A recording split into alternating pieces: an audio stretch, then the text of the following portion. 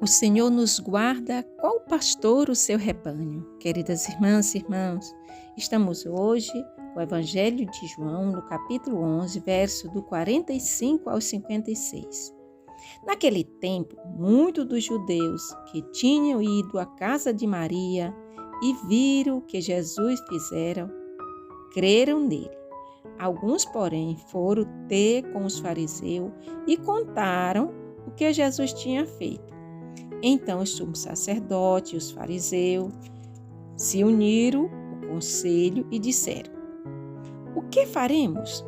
Este homem realiza muitos sinais. Se deixarmos que ele continue assim, todos vão acreditar nele. E virão os romanos e destruirão nosso lugar santo e a nossa nação. Um deles, chamado Caifás, sumo sacerdote em função daquele ano, disse: vós não entendeis nada? Não percebeis que é melhor que um só morra pelo povo do que perecer toda a nação? Caifás não falou isso por si mesmo. Sendo sumo sacerdote em função naquele ano, profetizou que Jesus iria morrer pela nação. E não só pela nação, mas também para reunir os filhos de Deus dispersos. A partir desse dia, as autoridades judaicas tomaram a decisão de matar Jesus. Por isso, Jesus não andava mais em público no meio dos judeus.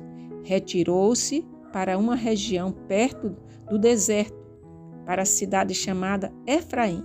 Ali permaneceu com os seus discípulos. A Páscoa judaica estava próxima. Muita gente do campo tinha subido a Jerusalém para se purificar antes da Páscoa.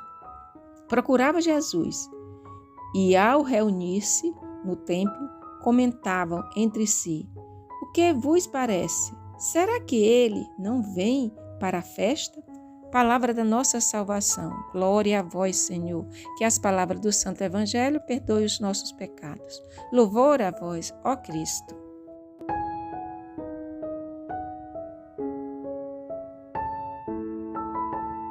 Queridas irmãs e irmãos, hoje sábado que antecede, o Domingo de Ramos, o início dessa grande semana, a Semana Santa. E ao nos aproximarmos, da paixão, morte e ressurreição de Jesus, é necessário abrirmos o coração, o olhar da nossa fé e contemplar os acontecimentos que Deus nos prepara a cada dia. Somente a partir de um olhar de fé, podemos ver a ação de Deus na nossa vida, na vida das outras pessoas, em todos os acontecimentos.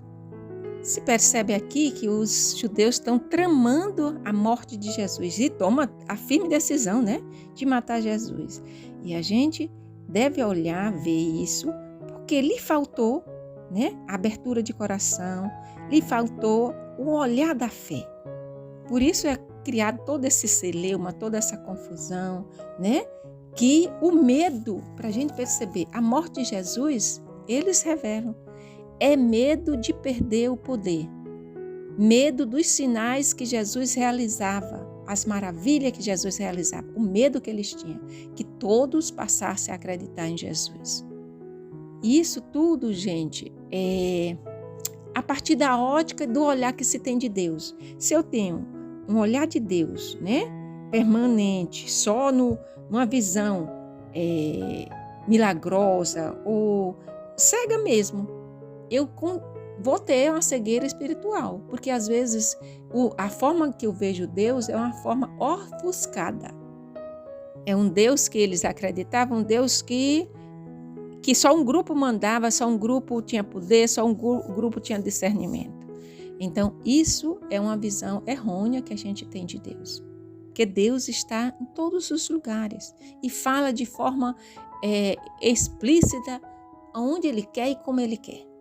E a gente percebe que esses últimos dias, o Evangelho de São João, a comunidade joanina, vem nos preparando, esse acontecimento, que a gente possa estar aberto a perceber e acompanhar os passos de Jesus, vendo os seus sinais, que nos conduz todo o povo. E Deus vai, a partir desses sinais, vai se revelando, se manifestando na vida do povo. Para isso, peçamos a luz, a graça de Deus, para vivenciar com serenidade essa santa semana que nós iniciaremos amanhã. Encontrando assim, acompanhando Jesus nesse caminho. Diz que Jesus, naquele momento, vai para Efraim e fica lá, até chegar o momento certo dele se apresentar.